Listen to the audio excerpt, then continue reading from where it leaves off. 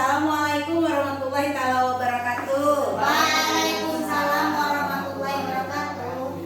Selamat siang ibu-ibu guru semua.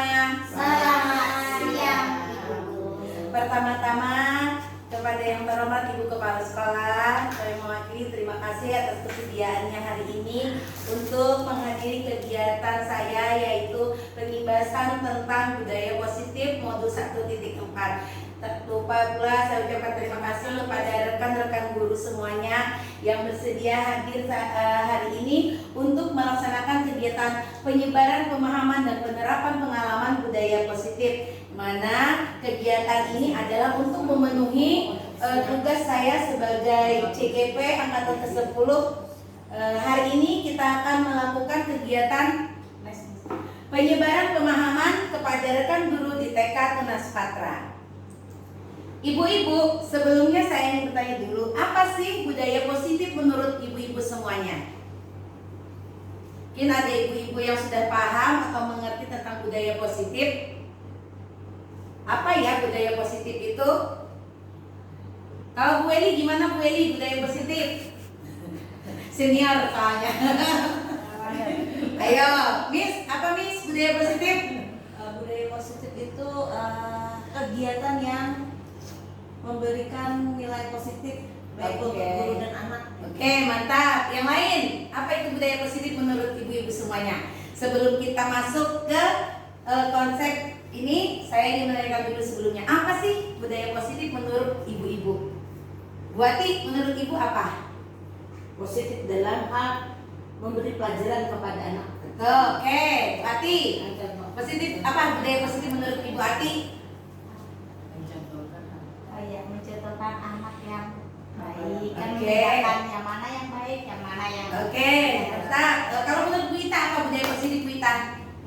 sesuatu melakukan perbuatan yang baik terhadap anak. Oke, begitu, betul sekali. Semua jawabannya benar.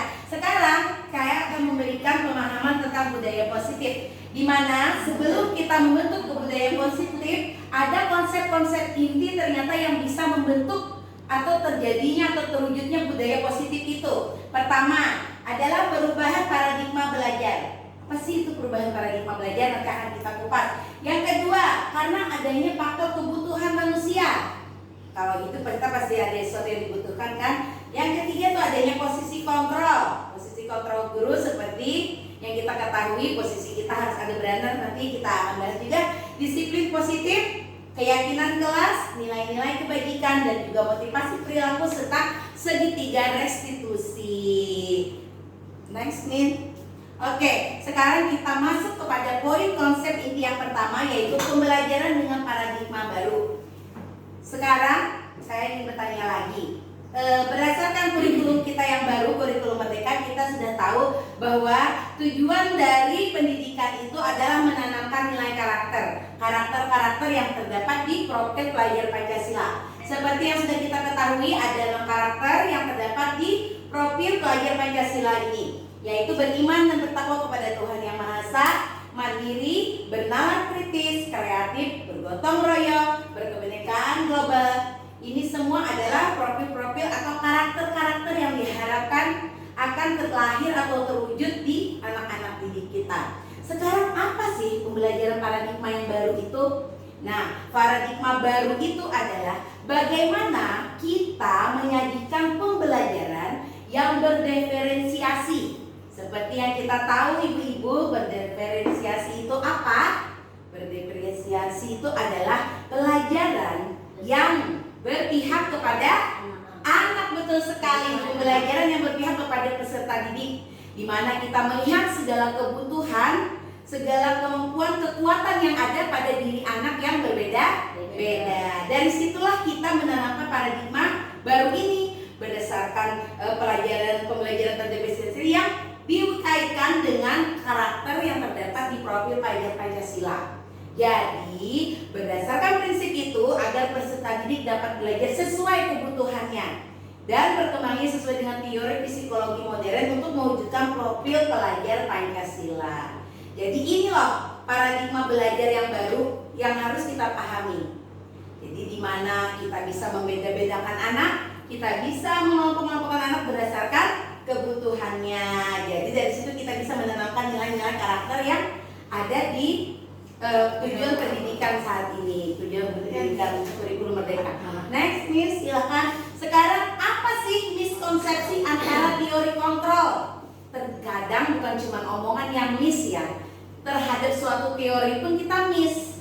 Apa sih missnya? Sekarang missnya itu adalah ilusi guru mengontrol murid. Dalam pikiran kita, pendidik atau guru itu selalu mengontrol murid. Ini sebetulnya pemikiran yang salah.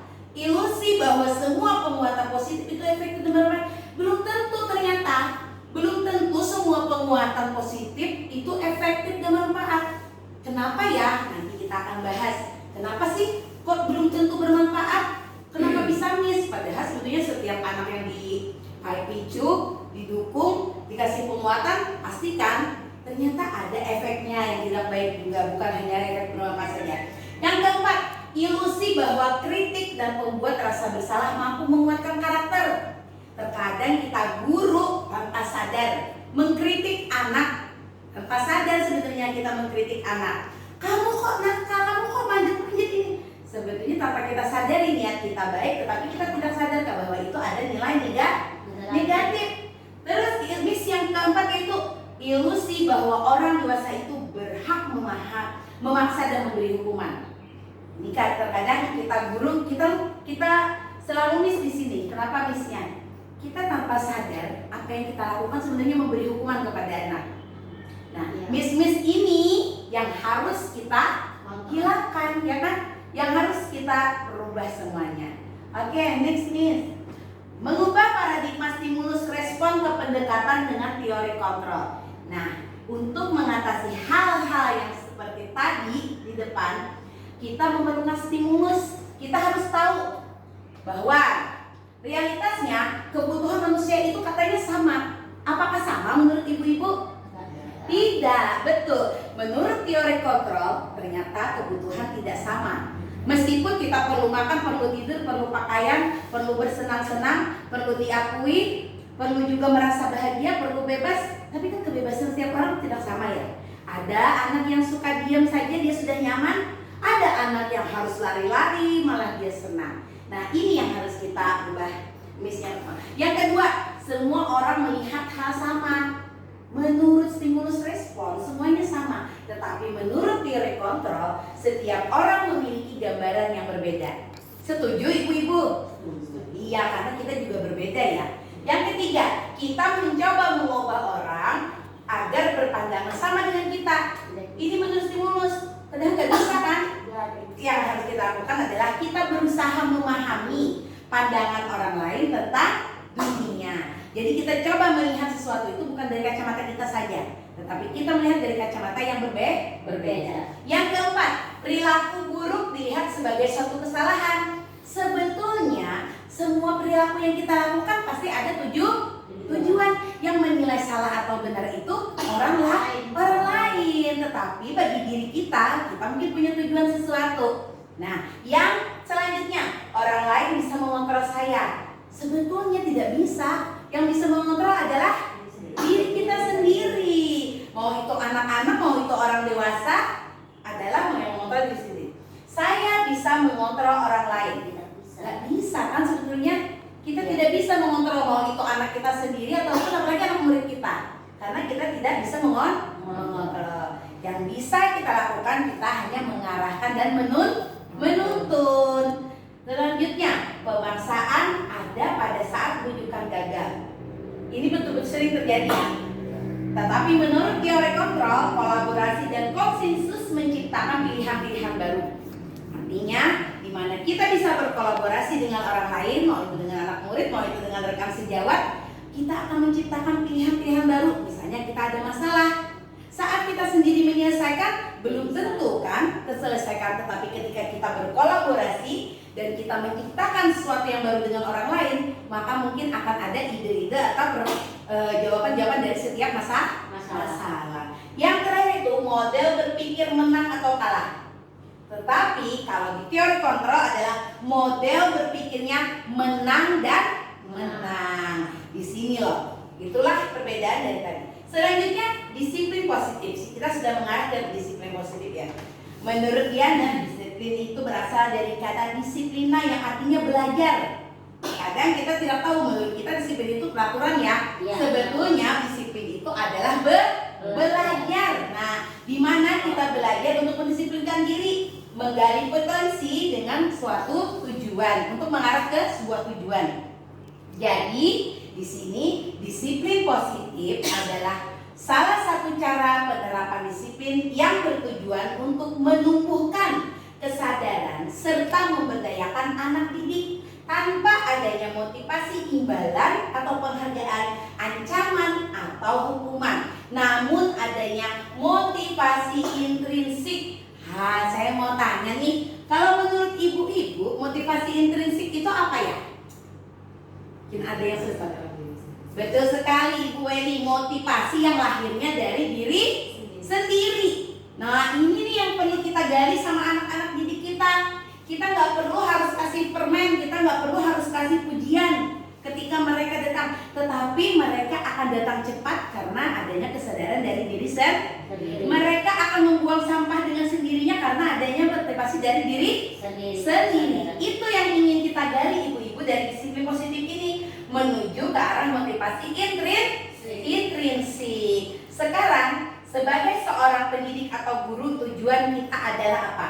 Mewujudkan peserta didik yang memiliki disiplin diri sehingga mereka dapat berperilaku yang mengacu kepada nilai-nilai kebajikan universal yang lahir dari motivasi intrinsik dalam perubahan perilaku ke arah yang lebih baik. Jadi inilah tujuan kita sebagai seorang pendidik, di mana kita menciptakan suatu budaya atau disiplin positif yang lahirnya itu dari diri sendiri, baik itu untuk anak maupun kita guru ya Bu. Sekarang kita kepada nilai-nilai kebajikan. Nah, sebetulnya ada beberapa nilai kebajikan.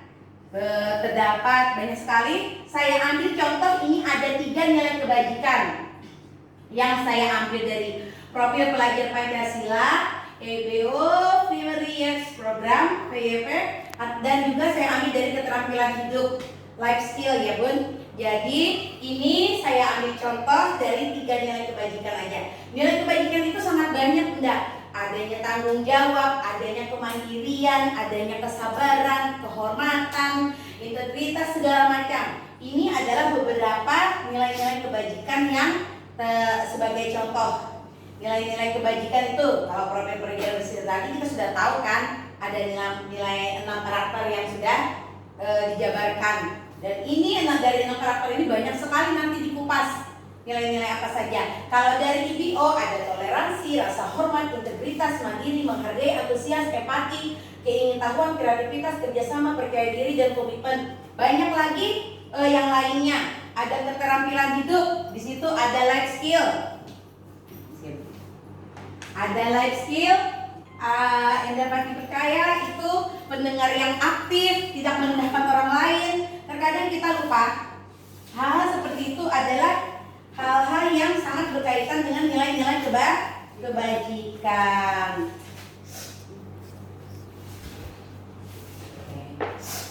Next, Miss, boleh? Miss.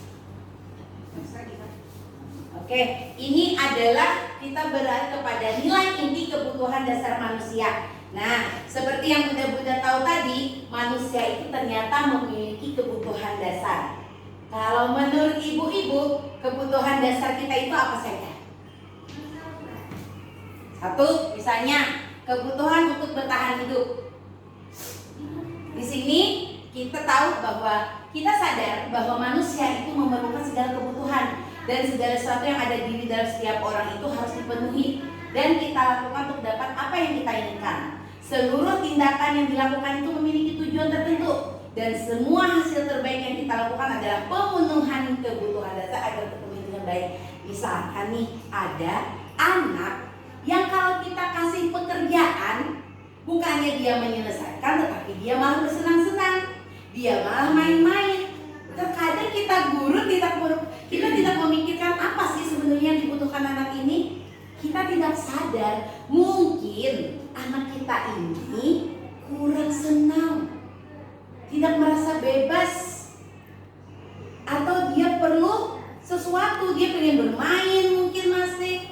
Terkadang kita tidak menyadari ke arah situ. Yang kita inginkan hanya pembelajaran yang tuntas. Nah betul kata Bu Eli, kita tidak tahu mungkin anak itu butuh perhatian atau kasih sayang ya Bu Eli ya, atau mungkin dia sedang lapar sehingga nggak konsentrasi, atau mungkin dia kurang happy dengan kegiatan kita tidak pernah tahu.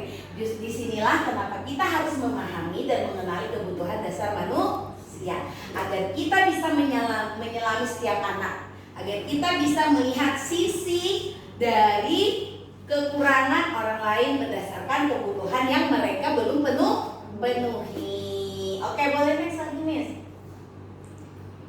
Nah, kalau di sini tadi ada beberapa kebutuhan dasar manusia, adanya kebutuhan bertahan hidup, cinta dan kasih sayang, mungkin kata Bu Eli tadi perlu perhatian ya Bu Eli ya. Terus adanya penguasaan. Penguasaan ini apa sih? Penguasaan itu dia minta diakuin, aku hebat, aku bisa, aku mampu. Kan ada anak tuh biasanya kalau dia berprestasi dia pengen nih, dia pengen merasa aku loh mampu, kenapa sih aku nggak dikasih kesempatan. Nah, terus ada faktor kebebasan. Nah mungkin nih kebanyakan anak TK mungkin seperti ini ya, mereka tidak mau terikat dengan segala sesuatu yang dikasihkan oleh guru. Mereka lebih senang bebas dalam memilih mau berkegiatan apa.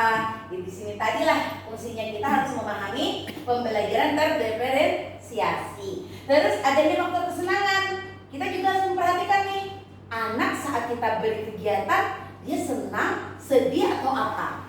Kita harus bisa memahami tentang karakteristik anak. Inilah kenapa kemarin kita juga disarankan agar selalu melakukan kegiatan asesmen awal terhadap anak untuk melihat seberapa besar atau apa saja potensi kebutuhan dasar anak. Nah, di sini mungkin kita bisa melihat kebutuhan dasar anak yang melandasi anak agar bisa melakukan suatu kegiatan yang baik dan kegiatan yang bersifat positif. Next. Oke, sekarang kita kepada tindakan adanya hukuman, konsekuensi dan restitusi. Nah, sekarang kalau menurut ibu-ibu, hukuman itu baik apa jelek? Ada baiknya, ada jeleknya. Ada baiknya, ada jeleknya. Nah, baik atau Willy. Kalau konsekuensi bisa dilihat ya, nanti mungkin baik apa jelek. Konsekuensi itu apa sih? Pilihan. Nah, konsekuensi itu kategori memberikan pilihan. Oke, restitusi. Bu Eli pasti sudah paham benar dengan restitusi ini. Apa Bu Eli restitusi? Memperbaiki kesalahan anak, bagaimana kita mencari solusi untuk kesalahan anak, apa yang harus kita lakukan. Nah, betul sekali teman-teman. Jarang kita mendengar dengan kata ini, restitusi. Kita mulai dari awal ya. Hukuman. Hukuman ini, misal anak datang terlambat, silakan kamu lari. Kamu tidak boleh masuk kelas. Itu artinya adalah hukuman. Hukuman itu biasanya tidak ada rencana. Kita tiba-tiba saja di saat kita emosi kita kasih hukuman sama anak. Spontan betul sekali, buat spontanitas. Murid tidak tahu apa yang terjadi karena dia tidak dilibatkan. Murid kok nggak pernah tahu dia mau dihukum apa karena dia nggak tahu jenis hukumannya apa. Jadi kalau untuk hukuman itu biasanya lebih bersifat ke fisik.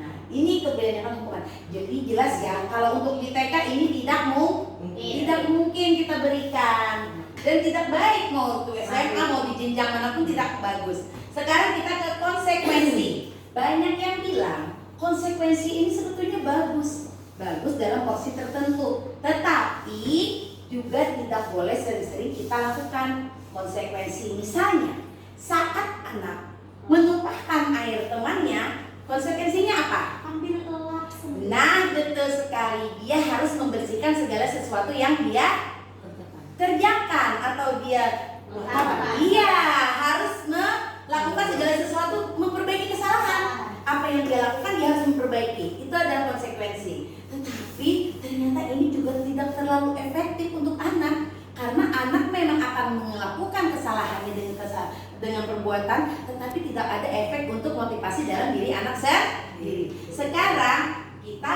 ke restitusi. restitusi adalah kata Bu Eli tadi, langkah agar kita bisa memperbaiki kesalahan anak dengan cara berdiskusi. Anak akan memecahkan masalahnya sendiri.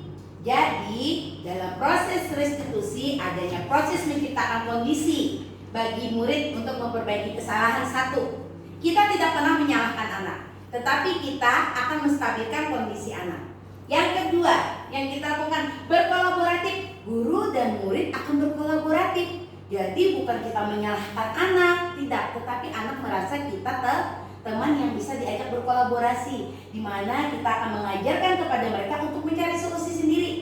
Jadi saat anak tahu dia salah, kita tanya nih, ke depannya kamu mau apa?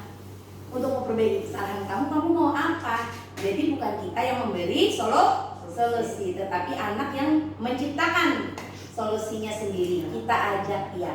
Kita ajak anak untuk bernalar kritis, dia bisa menyelesaikan permasalahannya secara sendiri.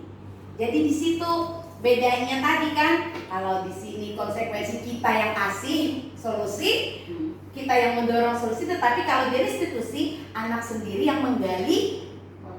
Nah, potensi diri untuk memperbaiki kesalahan. Next, Miss. Iya. Restitusi tadi. Yap. Karena kita restitusi ini karena kita telah ngerti contohnya apa sih. Oh, betul. Nah, namanya tadi anak menumpahkan air. Mm-hmm. Kita memanggil anak dulu tadi itu kan? Iya, betul sekali. Iya, betul. Kita harus komunikasi secara terarah Individu. Ya, betul. Kok sampai ke Iya. Benar sekali. Betul kata Bu Eli. Pada tahapan restitusi dan konsekuensi itu jelas sangat berbeda ya. Karena di restitusi anak tidak kita perlihatkan atau dipersilakan melakukan kesalahannya di depan orang lain. Tetapi kita secara pribadi dengan anak, kita melakukan diskusi dulu. Apa kita tanyakan dulu, kita stabilkan dulu. Bahwa kita tanyakan kenapa anak melakukan kesalahan itu. Misalnya nih contoh yang lebih konkret aja, kadang anak bertengkar, anak saling memukul. Nah, anak TK kan sering memukul. Jadi kita bisa memanggil dua anak itu atau satu anak yang bermasalah dulu. Kita tanya, siapa yang memukul? Kenapa sih kamu memukul? Oh, wajar sayang kalau kamu memukul karena kamu gini, karena kamu mempertahankan milik kamu, karena kamu juga dipukul. Kita stabilkan dulu emosinya. Setelah anak sudah mulai stabil, kita tanya balik ke dia, tindakan kamu benar apa salah?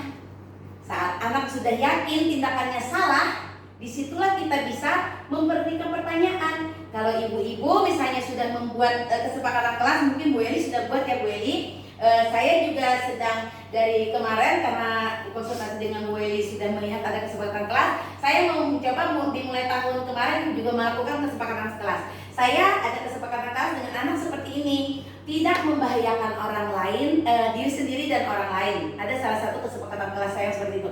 Jadi saya kembalikan ke anak, sudah sesuai apa belum dengan kesepakatan kelas kita? Terus anak mencoba mengingat, oh iya, tidak Bu, itu tidak sesuai.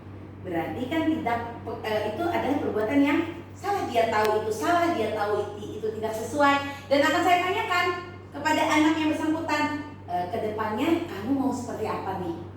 Apakah akan seperti ini atau seperti ini? Terus kamu dengan teman akan seperti apa? Anak ternyata bisa menjawab, Ibu, kedepannya saya akan lebih berhati-hati. Saya tidak akan menggunakan tangan saya lagi. Meskipun cuma terkadang ada anak dia yang mau menyapa, tapi karena mungkin kekuatannya lebih besar, dia merasa itu iya, betul sekali. Itu mungkin contoh dari kegiatan restitusi yang saya lakukan di kelas. Berarti di sini progresi restitusi ini dia mencari sendiri apa yang akan dilakukan. Betul sekali. Menyelesaikan masalah. Yap, betul sekali. Restitusi adalah Dari diri dia sendiri, betul. bukan usul dari. Iya, kita cuma mempertanyakan kita apa. alur aja. Mempertanyakan apa yang akan dilakukan anak. Intinya anak yang menemukan solusinya sendiri. Oke, next Miss. Sekarang, nah ini tadi yang saya bilang, Miss, kalau orang tua berhak mengontrol anak. Kenapa? Karena ada 5 posisi kontrol guru. Sekarang apa saja 5 posisi kontrol guru itu? 1, penghukum. 2, pemantau. 3, pembuat merasa bersalah. 4, manajer. Nih, kita yang perlu tahu. Menurut ibu-ibu, kita tuh harusnya berada di posisi yang mana? Manajer, betul sekali kata Bu Eli. Jelas sekali. Kenapa sih harus manajer? Yuk kita simak baik-baik. Next, Miss. Oke, ketika penghukum sudah jelas tadi, karena akan langsung ke psikisnya anak. Mau itu hatinya, perasaannya, fisiknya juga pasti akan terluka dan akan menimbulkan dendam, rasa marah di hati anak, bukan menyelesaikan masalah. Pemantau ini yang saya tadi bilang biasanya lebih ke konsekuensi. Jadi kalau anak melakukan salah apa, konsekuensinya ada. Misalnya anak nggak bawa baju olahraga, dia nggak boleh ikut olahraga. Anak terlambat olahraga karena dia lambat masuk, dia nggak ikut pemanasan. Terus dia harus pemanasan sendiri, misalnya lari 5 kali sendirian karena dia tadi nggak ikut pemanasan. Sekarang dibuat rasa bersalah. Saya yakin semua guru TK pernah melakukan ini. Terkadang tanpa kita sadari kita ngomong, aduh kasihan nyapang ibu guru, ibu capek loh padahal sudah dari pagi. Pasti kan, jujur, saya sendiri sering melakukan ini adalah hal yang paling sering guru-guru TK lakukan. Niat kita mengeluh pada diri sendiri, ternyata ibu-ibu efeknya sangat banyak terhadap anak tanpa kita sadari. Terus sekarang nih guru TK juga pasti sering di posisi teman, pasti sering banget. Kenapa? Karena kita selalu memposisikan anak di kita. Kita berusaha memahami anak. Memang bagus, tetapi ternyata juga ada efeknya. Ada efek yang tidak baik ternyata ibu-ibu. Yang paling bagus dan seharusnya kita lakukan adalah di posisi manajer. Di posisi manajer ini nanti di situ akan terjadi proses segitiga restitusi. Jadi kalau ibu-ibu sudah menjalankan segitiga restitusi, maka posisi ibu-ibu pasti ada di posisi manajer. Kenapa? Karena ibu cuman menstabilkan anak, ibu cuman memvalidasi perasaan anak, apakah dia sudah merasa benar atau salah. Terus ibu juga cuman mengarahkan aja, apa sih yang harus mereka lakukan? Yang mencari penyelesaiannya adalah mereka sendiri. Jadi satu, kalau kita menjalankan segitiga restitusi, pasti akan menjadi seorang guru yang memiliki posisi kontrol manajer. Jadi ya Bun, tanpa kita sadari, kita nggak pernah tahu nih posisi kontrol ini apa sebenarnya. Padahal sering kita lakukan setiap hari. Kita bikin anak jadi rasa bersalah. Kenapa katanya ini jelek? Kita itu katanya membuat hati dan perasaan anak itu tidak maju-maju. Mereka akan merasa bersalah terus. Mereka akan merasa tidak mampu. Mereka akan merasa aku nggak bisa.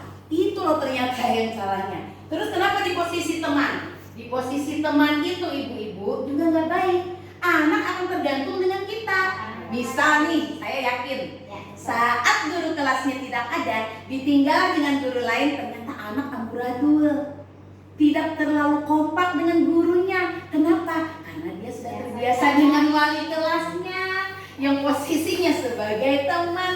Dia akan kehilangan sosok figur itu ketika dengan guru yang lain. Posisi menghormatinya tidak sama. Dia tidak akan begitu menghormati guru baru karena posisinya berbeda. Nah itu loh efeknya teman-teman. Ternyata kalau ini udah jelas. Kalau pemantau sekali mungkin kita boleh lakukan. Cuman di sini juga akan ada efeknya. Karena kita memberi konsekuensi, ternyata di saat itu anak memiliki alasan-alasan tertentu juga akan menyebabkan adanya gejolak psikis dalam hati anak. Jadi seidealnya tuntutan untuk menjadi seorang guru yang baik, kita memposisikan posisi kita di posisi manajer. Oke, boleh next Miss. Sekarang coba kita tes ya. Posisi kontrol apakah aku? Ayo ingat tidak? Bagaimana ibu selama ini? Menurut teman-teman jawabannya apa? Apa Miss? Miss bilang manajer. Teman, oke. Yuk kita lihat yuk jawabannya Nek. Kadang-kadang kita sebagai teman, Iya, kadang-kadang kita sebagai manajer, kadang-kadang posisi kontrol. Iya. Semuanya tanpa kadang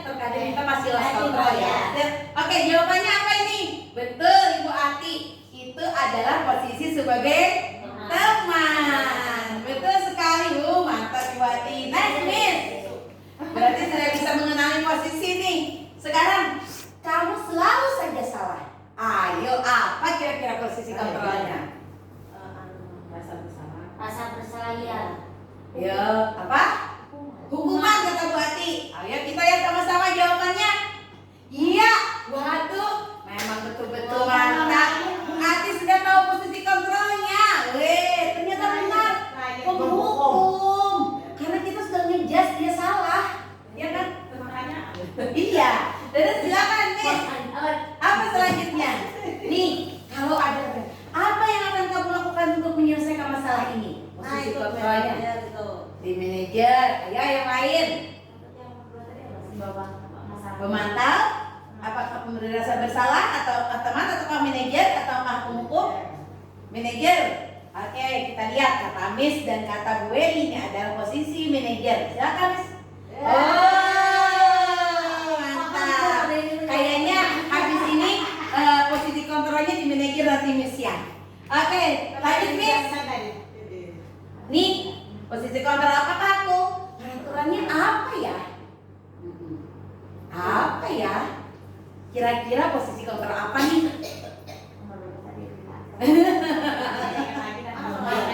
Apa? Pemantau.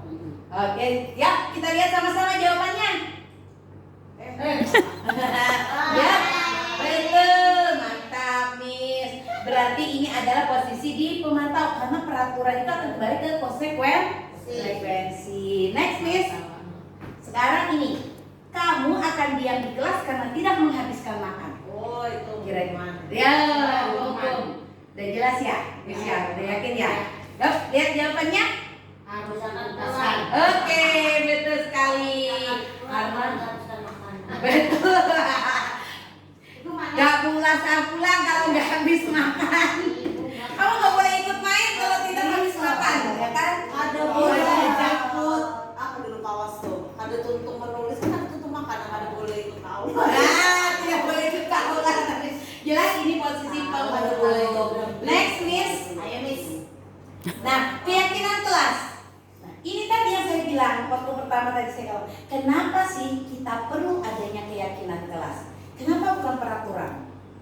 Karena kalau peraturan itu sesuatu yang mengikat, ya enggak? Ya, sesuatu yang tidak abstrak. Tetapi ketika kita membuat keyakinan atau kesepakatan, kita membuatnya secara bersama-sama.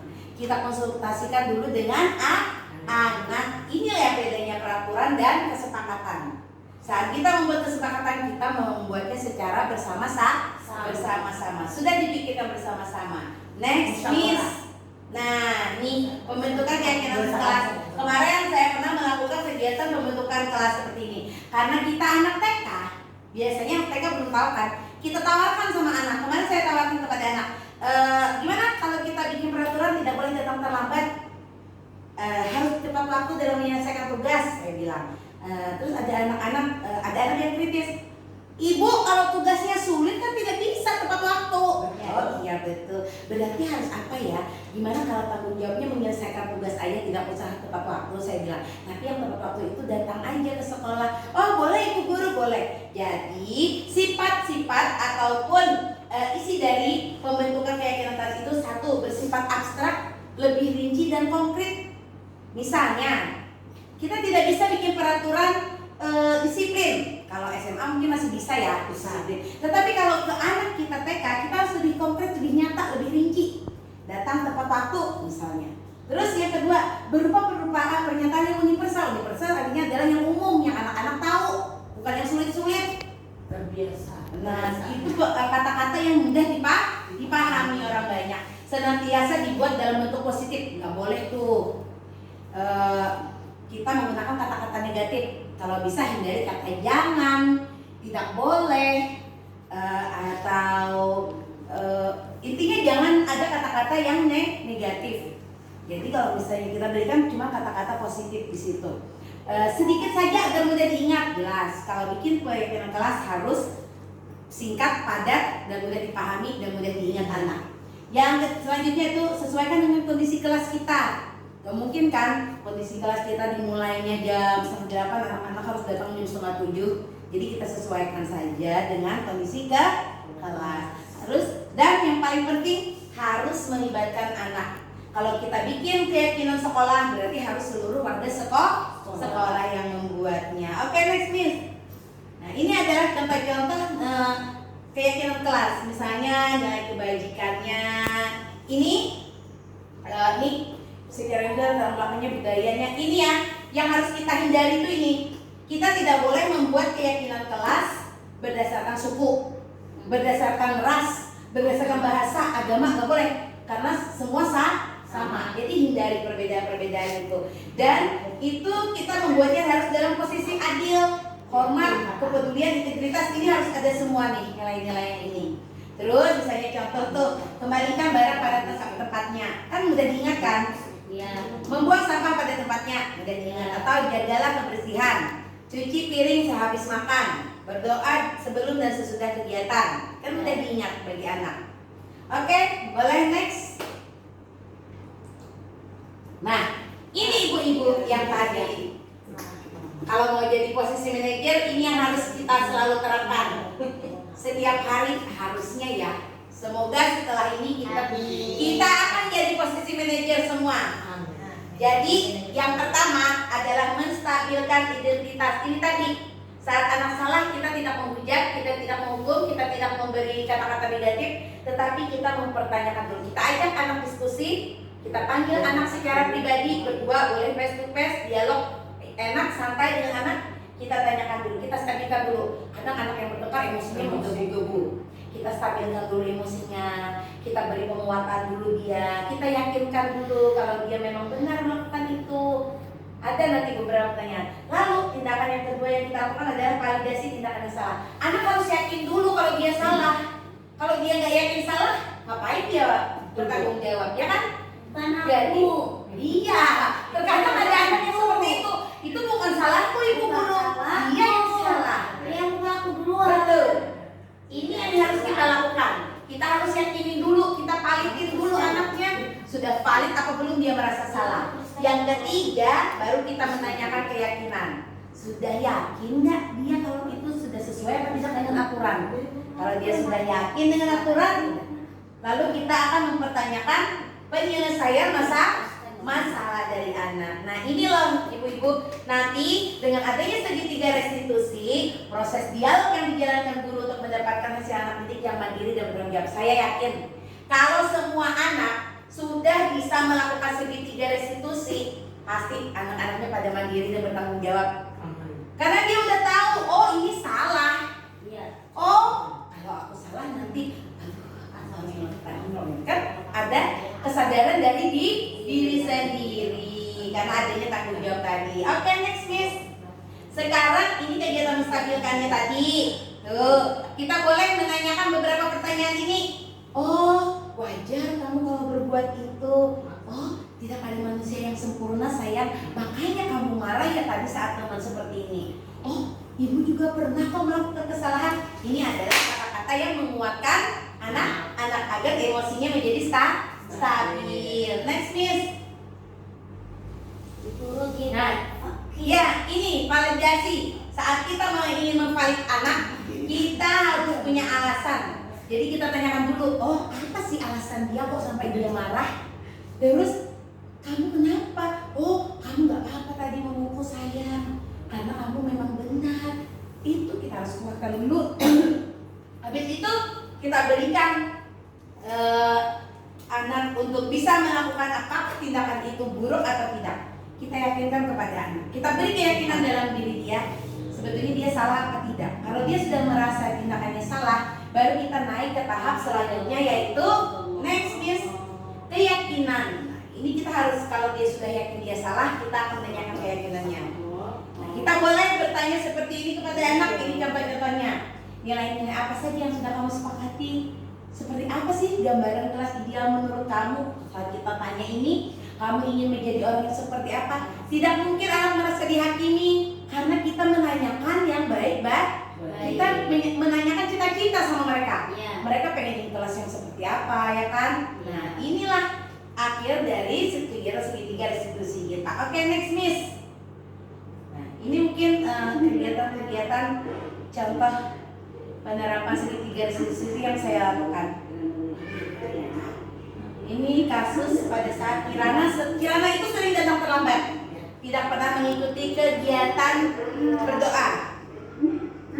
Kalau dia itu tipe anak yang emosinya sangat tinggi, dia akan salah kalau ada teman kesenggol sedikit, dia bilang memukul. Kalau ada teman pegang dikit megang, dia bilang teman menyakiti. Sebetulnya kadang ya temannya tidak seperti itu.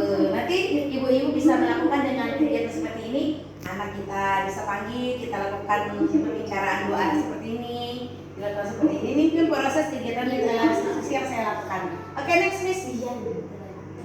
Iya. Oke, nah teman-teman, ibu-ibu guru semua, dalam penerapan dan pelaksanaan program disiplin positif, hendaknya guru memiliki standar kepribadian profesional dan sosial. Jadi teman-teman, sebelum kita bisa menjadikan atau menerapkan suatu program disiplin, ada baiknya diri kita sebagai seorang pendidik dulu hendaknya sudah memiliki standar kepribadian. Kita tahu standar kepribadian kita di mana, kita perbaiki dulu. Kita kurangnya di mana, kita perbaiki dulu. Jadi sebagai seorang pendidik kita perlu sadar di mana sih standar pribadi keprofesionalan kita.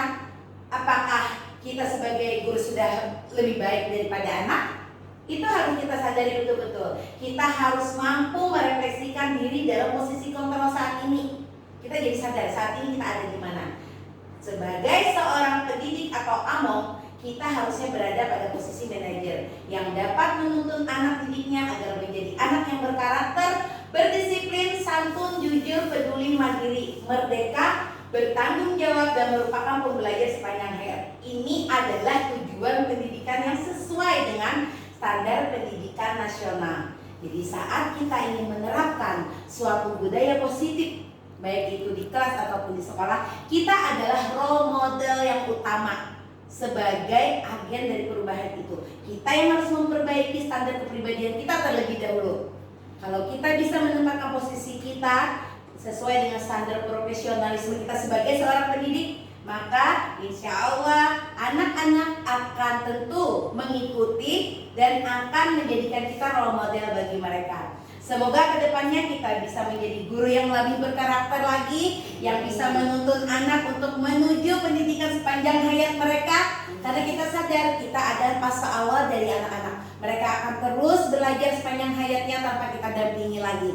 Jadi disinilah peran kita sebagai pendidik utama bagi mereka di sekolah pada jenjang atau fase yang pertama, sebagai pekir karakter bagi anak didik kita. Semoga kedepannya TK kita bisa menjadi TK dengan lingkungan yang positif dan semua warganya memiliki budaya sikap yang positif. Terima kasih ibu-ibu atas segala perhatiannya hari ini, atas segala waktunya. Apabila ada yang ingin ditanyakan tentang kegiatan kita hari ini, saya persilahkan. Mungkin ada yang kurang bisa dipahami atau ibu-ibu nanti boleh kalau mau bikin keyakinan kelas, kita sama-sama. Yuk, kita bikin yuk. Kita bikin dulu kisi-kisinya apa sih yang pengen kita bikin untuk anak-anak kita. Kita berikan kepada anak-anak pilihan kita. Apakah mereka sudah sepakat ingin melakukan hal itu atau keyakinan kelas itu, agar nantinya tercipta budaya positif di sekolah kita. Atas perhatiannya saya ucapkan terima kasih. Semoga kegiatan pemahaman budaya positif ini memberi banyak manfaat dan memberi sedikit ilmu kepada ibu-ibu semuanya. Assalamualaikum warahmatullahi wabarakatuh. Waalaikumsalam warahmatullahi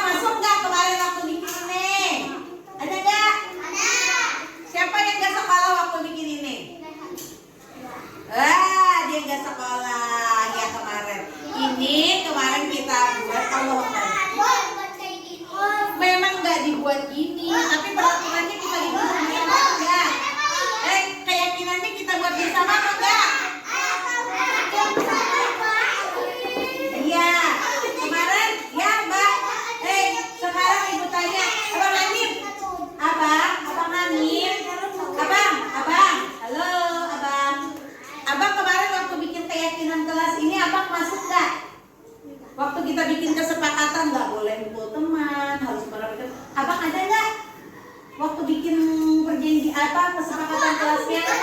Ada. Mbak Dia ada. Oh, ada kata Mbak Dia. Yang